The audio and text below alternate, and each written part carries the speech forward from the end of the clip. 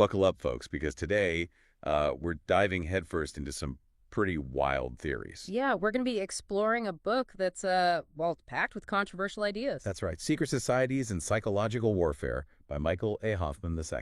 Now, before we jump in, we want to be upfront. This book delves into some pretty out there concepts. Yeah, so we're going to approach it with a critical eye, Mm-hmm. lay out Hoffman's arguments without necessarily endorsing them.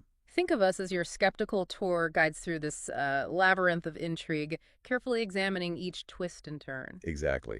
And the core question Hoffman grapples with is this. Could there be a hidden elite, what he calls the occult cryptocracy, manipulating society? And he suggests they're doing this through a potent mix of ancient wisdom, secret organizations, and psychological warfare. Okay, so right off the bat, we're in conspiracy theory territory. But one of the most interesting things Hoffman introduces is this concept of permissible dissimulation. He borrows it from Sufi tradition, where it's called taqiyya. Essentially, it's the belief that deception is justifiable to protect oneself or one's cause. So basically, lying for the greater good. Right. And Hoffman suggests that this purported elite group might use this to justify going against their publicly stated beliefs. Yeah, he argues they believe their esoteric knowledge makes them morally superior, so they can act in ways that contradict their outward appearance. Deception, secret agendas, shadowy figures pulling strings. It does sound a bit like a spy thriller. But where Hoffman's analysis gets really intriguing is when he connects this to history. He goes all the way back to ancient Egypt and their fascination with the star Sirius. Okay, ancient Egyptian stars. What's the big deal? Well, Hoffman points out that they didn't just observe Sirius, they structured their entire calendar around its movements. Their temples were aligned with its rising. So it was more than just astronomy for them. It was central to their entire worldview. Exactly, and Hoffman takes it a step further. He links Sirius to the Egyptian god Set. God often associated with chaos and darkness. Right. So Hoffman proposes that Sirius might symbolize a hidden power driving events, at least for this alleged cryptocracy. Okay, I'm starting to see where he's going with this. But how does he connect ancient Egypt to the present day?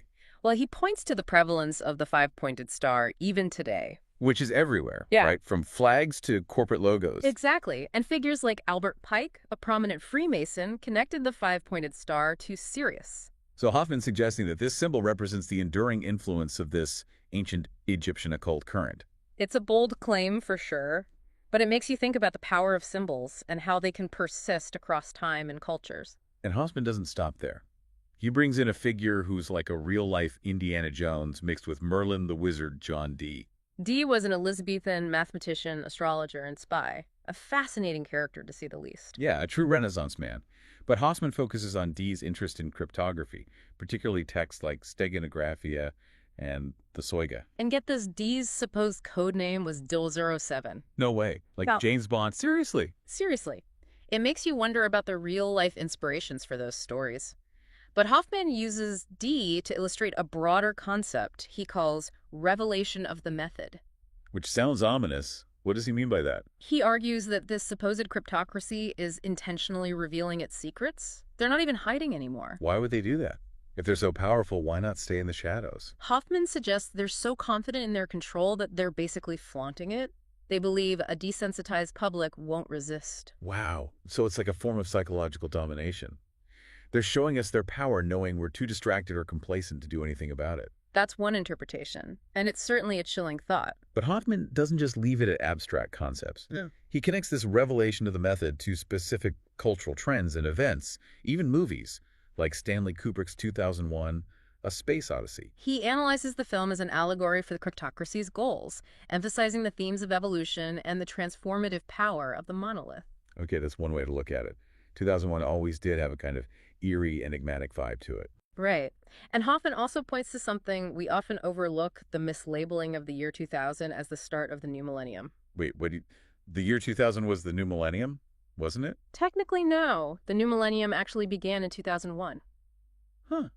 I never thought about it like that. Hmm. But I guess you're right. So what's Hoffman's point here? He suggests that this mislabeling is a subtle example of how our perception of time and history is manipulated. So he's saying that even something as seemingly straightforward as a calendar date can be used to influence our thinking. Exactly. It's about how we accept narratives without questioning their underlying assumptions. And speaking of narratives, Hoffman also brings in a very different film, David Cronenberg's Videodrome. Videodrome, no, that's a weird one. A classic, but definitely disturbing. Hoffman argues that it reflects our increasing immersion in a technologically driven world where the lines between reality and manipulation are blurred. Okay, so we've gone from ancient Egypt to Stanley Kubrick to David Cronenberg. What's the connection here? Hoffman's building a case that this alleged cryptocracy is operating on multiple levels.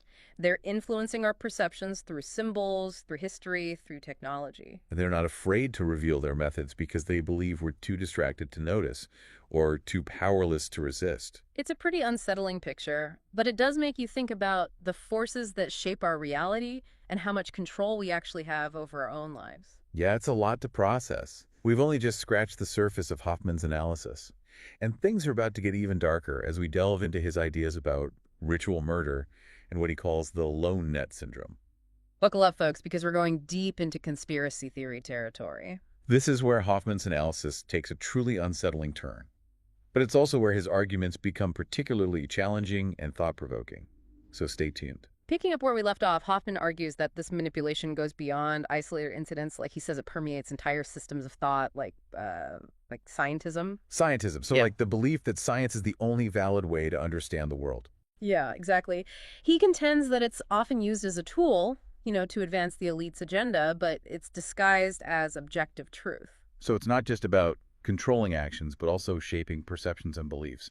How does that work in a practical sense? Well, he uses Darwinism as an example, asserting that it promotes a materialistic worldview, one that separates humanity from nature and ultimately justifies manipulation. I see. So by reducing everything to matter and biology, we lose sight of the spiritual or the ethical implications. That's his argument, and he connects this to the Kabbalistic concept of the golem, that creature created from inanimate matter. Oh, right, like Frankenstein's monster. Sort of. He's suggesting that modern science, with its quest to, control nature, is attempting to create artificial life, and in doing so, they're playing God. Okay, that's a pretty bold claim. Yeah. But he does point to some real-life examples, right? Like scientists who are also involved in occult practices. Exactly. He mentions figures like Dr. John Whiteside Parsons, the rocket scientist who was also a leader in the Ordo Templi Orientis, the OTO. Wait, Parsons, the guy who helped develop jet propulsion, was into the occult? That's a wild combination. Yeah, it's not what you typically expect from a pioneering scientist. But Hoffman uses Parsons as evidence that these seemingly separate realms, science and mysticism, can be intertwined. So he's suggesting there's a hidden connection between the pursuit of scientific knowledge and the occult. That's his argument. And he argues that technology, particularly the internet and virtual reality, further erodes our connection to the real world, creating a hive mind mentality. Okay, I can see that. We spend so much time online these days, it's easy to feel disconnected from the physical world. And Hoffman argues that this disconnection makes us more vulnerable to manipulation. He cites Van Burkert's book, The Gutenberg Elegies. Which is about? It's about the decline of deep reading and contemplation in the face of electronic media. You know how our attention spans are shrinking and we're constantly bombarded with information? Right. It's hard to focus these days. Oh, yeah. There's so many distractions. And Hoffman argues that this shift leads to a loss of meaning and a diminished capacity for critical thinking, which makes us more susceptible to manipulation. So it's not just about shadowy figures controlling us. It's also about us becoming more passive Yeah. and less able to discern truth from falsehood. Exactly. He paints a rather bleak picture of humans, transforming into creatures of the hive, sacrificing our individuality and autonomy to a technologically driven collective consciousness. It's like we're willingly giving up our free will to the digital matrix. That's one way to look at it.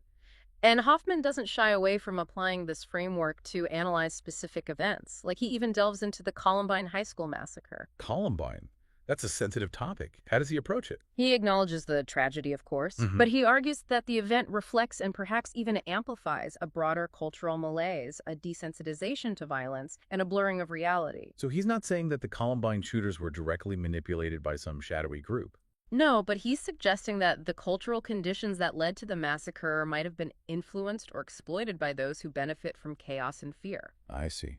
So it's about creating an environment where violence becomes more likely or acceptable. And he criticizes the media's focus on gun control as a distraction from the deeper cultural and societal issues that contribute to these tragedies. It's like focusing on the symptoms rather than the underlying disease. Exactly. And he argues that this distraction serves the elite's agenda because it prevents us from addressing the root causes of violence, which often stem from the very systems they control. So it's about shifting blame and reinforcing control through fear. That's his argument. And he sees a similar pattern in the case of Ted Kaczynski, the Unabomber. The Unabomber. That's another fascinating case. Yeah. How does he connect that to this broader theory? Well, he challenges the official narrative that Kaczynski acted alone, pointing to, the FBI's suppression of evidence, Kaczynski's forced guilty plea, and the media's portrayal of him as a lone nut.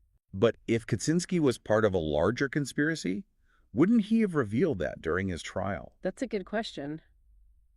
Hoffman suggests that the lone nut portrayal is itself a deliberate tactic to obscure any deeper connections or motives.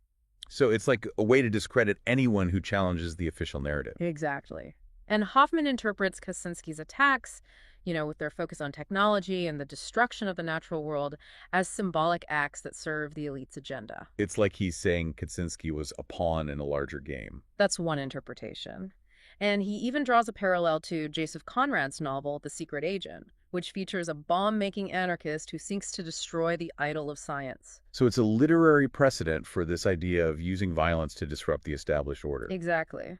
And it reinforces Hoffman's point that these seemingly isolated events can be interpreted as part of a larger pattern, a hidden script playing out on the world stage. It's a pretty radical perspective, to say the least. Yeah. But it does make you think about the events we see unfolding around us in a different light. That's the power of Hoffman's analysis. Whether you agree with him or not, he forces you to question the narratives presented to us and to consider alternative explanations. And in a world where information is increasingly controlled and manipulated, that kind of critical thinking is more important than ever. Absolutely. So let's take a moment to process all this. Where do we go from here?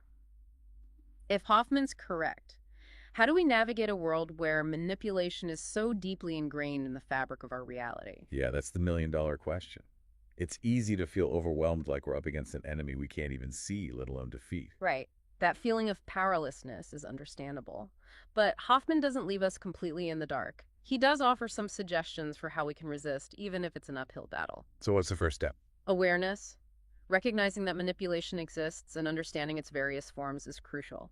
We need to be aware of the potential for deception in all areas of life, from the news we consume to the products we buy. So it's about becoming more discerning, more skeptical, not taking things at face value. Exactly. And Hoffman goes beyond skepticism. He urges us to be aware of symbolism and how it can be used to influence our subconscious. You mean like subliminal messaging in advertising and stuff like that? That's one example. But he's talking about a broader phenomenon, the way symbols can tap into our deepest fears and desires, often without us even realizing it. So it's about paying attention to the images and narratives that surround us and understanding how they might be shaping our thoughts and behaviors. Precisely. And he's particularly critical of how technology fosters a hive mind mentality, disconnecting us from the natural world and making us more susceptible to manipulation. He's not a fan of the digital age, to say the least. He sees it as a double-edged sword. It can be a tool for liberation, but it can also be a tool for control. It all depends on how we use it and whether we retain our critical faculties. So it's not about rejecting technology outright, but about using it consciously and critically while maintaining our connection to the real world. Exactly. And that connection to the real world includes connecting with other human beings. Hoffman emphasizes the importance of community, of finding others who share your values and your desire for truth. So it's about building a network of resistance, a community of people who support each other in the face of manipulation. That's one way to look at it. It's about finding strength in numbers and recognizing that we're not alone in this struggle. And let's not forget the importance of nature. Hoffman seems to believe that connecting with the natural world can help ground us and provide a counterbalance to the artificiality of the technological landscape. He sees nature as a source of wisdom and renewal, a reminder of the forces that exist beyond human control, and a way to reconnect with our own inner compass. So it's about getting back to basics, spending time in nature, unplugging from the digital matrix, and reconnecting with the rhythms of the natural world. Exactly. It's about finding a sense of balance and perspective in a world that often feels chaotic and overwhelming. So to sum up, Hoffman's analysis, while dark and unsettling, ultimately offers a glimmer of hope. It's a call to action, An invitation to reclaim our agency and to resist the forces that seek to control us. It's not an easy path, but by cultivating awareness, critical thinking community, and a connection to nature, we can begin to navigate this complex and challenging world with more clarity and purpose. All right, so we spent the last two parts unpacking Hoffman's dense and often disturbing analysis of this so-called occult cryptocracy. We've traced their alleged roots back to ancient Egypt, explored their supposed use of symbolism in technology, and examined their potential role in shaping events like Columbine and the Unabomber attacks. Yeah, it's a lot to take in. Yeah. And frankly, it can leave you feeling a bit powerless. Like, what can we as individuals possibly do to resist such a pervasive and seemingly all-encompassing force? It's a valid question, and one that Hoffman doesn't shy away from, but he doesn't offer any easy answers either. So where do we even begin? If this occult cryptocracy is as entrenched and influential as he claims, how do we fight back? Well, the first step, as always, is awareness. Recognizing that manipulation exists and understanding its various forms is crucial. Okay, awareness. But how do we become more aware in a world that's constantly bombarding us with information, much of it designed to mislead or distract us? It's about cultivating discernment. Question everything, especially the information we receive from those in authority and the mainstream media. So don't just blindly accept what you're told. Be skeptical, think critically. Exactly. Don't just passively absorb information. Actively engage with it. Look for inconsistencies, search for hidden motives, and be vigilant about how they might be using symbolism to manipulate our emotions. It's like becoming a detective of our own information ecosystem. We need to develop those analytical skills to sift through the noise and find the signal. Precisely. And remember, knowledge is power. The more we understand their alleged tactics, the use of permissible dissimulation, ritual technology, the better equipped we are to resist. So education is our weapon. Arming ourselves with knowledge can help us combat their manipulation. Yeah. But is knowledge enough? What about taking action? Action is equally important. Hoffman seems to advocate for reclaiming our agency, stepping out of the hive mind and reconnecting with our individual will and purpose. So it's about refusing to be a pawn in their game, not becoming a cog in their machine. But what does that look like in practice? How do we resist such pervasive forces? Well, for one thing, he emphasizes the importance of community. Connecting with others who share a desire for truth and autonomy is crucial. Isolation breeds apathy, but collective action can amplify our strength. So it's about finding solidarity, supporting each other in the face of manipulation, and working together to create a world that aligns with our values. Exactly, and don't underestimate the importance of nature. Hoffman sees technology as a double-edged sword, capable of both liberating and enslaving us. But he consistently stresses the importance of maintaining our connection to the natural world. Right. He sees it as a source of grounding and renewal, a way to reconnect with the rhythms and wisdom that exist beyond the digital realm. So it's about finding a balance between the technological and the natural. Precisely. And using technology consciously and critically without letting it dominate our lives. So to recap, Hoffman's analysis, while daunting, is ultimately empowering. It's a wake-up call, urging us to become more aware, more discerning, and more actively engaged in shaping our own destinies. It's not about succumbing to fear or paranoia. It's about using knowledge and action to reclaim our agency and create a world that's more aligned with truth, authenticity, and individual freedom. It's a challenging path, for sure. But as we've seen throughout this deep dive, Hoffman's work doesn't offer easy answers.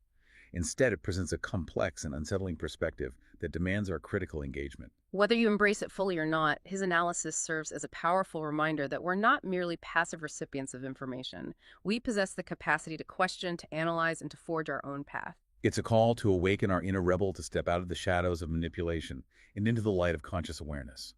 It's about reclaiming our power, not as individuals against a monolithic force, but as a collective, striving for a more authentic and empowered way of being in the world. And as we conclude this deep dive into Hoffman's secret societies and psychological warfare, it seems fitting to leave you with a concise summary of his key points. A sort of cheat sheet to help you navigate this intricate and thought-provoking terrain. Exactly. So here are 10 key takeaways to consider from Hoffman's analysis. Number 1. Hoffman argues that an occult cryptocracy exists manipulating society through a blend of ancient knowledge, secret societies, and psychological warfare. Their goal, he suggests, is to shape our perceptions, control our actions, and ultimately mold the world to serve their interests. Number 2. He traces the roots of this supposed cryptocracy back to ancient Egypt and their reverence for the star Sirius. He believes that its symbolism represents a hidden force shaping events and influencing figures like John Dee and modern organizations like Freemasonry. Number 3, Hoffman proposes that we're in an era of revelation of the method, where this elite group is intentionally revealing its secrets. They believe a desensitized public won't resist their overt displays of power. Number 4, he critiques scientism, suggesting that it's often used to advance the elite's agenda under the guise of objective truth. He points to figures like Dr. John Whiteside Parsons, who straddled the worlds of science and the occult as evidence of this intertwining. Number 5, Hoffman warns of the dangers of technology, arguing that the internet and virtual reality are eroding our connection to the real world. He believes they're creating a hive mind mentality that makes us more susceptible to manipulation. Number 6, he analyzes events like the Columbine massacre and the Unabomber case, suggesting they were orchestrated, or at least exploited, to advance the elite's goals. He highlights how tragedy and fear are used to justify increased control and surveillance. Number 7, Hoffman criticizes the media for perpetuating the lone nut narrative, obscuring any deeper connections or motives behind these events. He believes they're shaping public perception to serve the elite's agenda. Number 8, he emphasizes the power of symbolism and how it can be used to influence our subconscious, suggesting the cryptocracy uses ritual and media to manipulate our perceptions and beliefs. Number 9, Hoffman challenges us to develop critical thinking skills, to question the narratives we're given, and to be aware of the subtle ways in which we are manipulated. And finally, number 10, he urges us to reclaim our agency in a world saturated with manipulation, to reconnect with nature and cultivate a discerning mind capable of seeing through the illusions. So there you have it, folks. 10 key takeaways from Michael A. Hoffman II's Secret Societies and Psychological Warfare. A dense, challenging, and often disturbing analysis of the forces that may be shaping our world. But remember, this is just one perspective. There's always more to explore. So do your own research, draw your own conclusions, and most importantly, think for yourself. That's right. Don't take our word for it, or Hoffman's for that matter. Question everything and keep searching for the truth. Thanks for joining us on this deep dive into the shadowy world of conspiracy and the occult. We'll be back soon with more explorations into the hidden forces that shape our reality. Until then, stay curious, stay vigilant, and keep questioning everything.